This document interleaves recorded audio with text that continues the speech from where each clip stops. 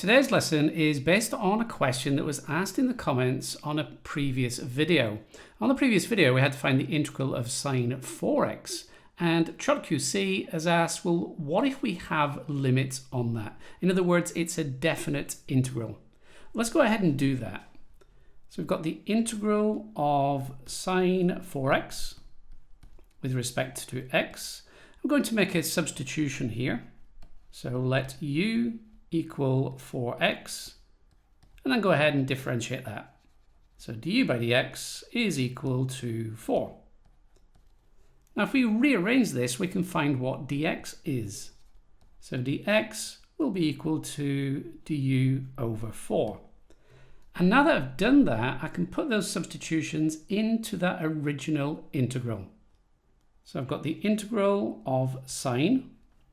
Now instead of the 4x, well, 4x is now u. So I can substitute that in. So we get sine u.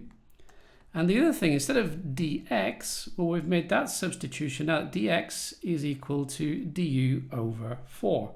Let's go ahead and do that. So du over 4. Now that 4, well, that's actually 1 over 4. It's a quarter. So let's bring that outside the integral. So 1 over 4. We've got the integral of sine u with respect to u. And that's a very simple integral. When we integrate sine, we get negative cosine.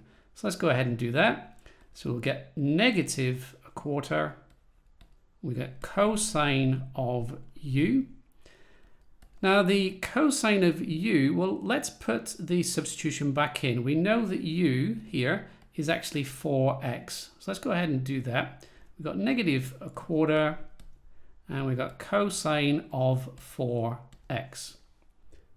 Now that's what we get if we were doing an indefinite integration. We'd get a negative quarter cos 4x, and obviously we'd have the constant of integration as well.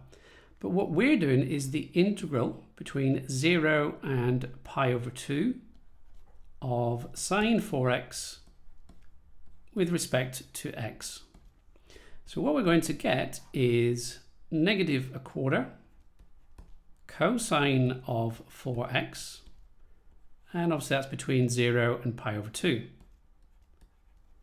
Now this negative a quarter, let's bring that outside the brackets. So we've got negative a quarter. Inside here we'll have to make these substitutions, so let's put pi over 2 in here. So we get the cosine of 4 times pi over 2, which would give me 2 pi. And then we have to subtract, put the 0 in here. So cos of 4 multiplied by 0 would be cosine of 0. So what we've got is negative a quarter. Now let me bring in a graph so you can see what's going on. So we've got cosine of 2 pi. Well, 2 pi, the cosine of 2 pi is 1. And the cosine of 0 is also 1. So what we've got is a negative a quarter. In the brackets, we've got 1 minus 1. That's obviously 0. And obviously anything multiplied by 0 is 0. So hopefully that helps ChotQC. Thank you for asking the question. And if anybody else has a question, please feel free to ask in the comments. I do read every single comment, and I try to get around to answer as many questions as I can. If you found this video useful, then remember to give me a quick thumbs up. And if you would like to be notified when I release new videos, then hit that subscribe button and remember to click on the little notification bell.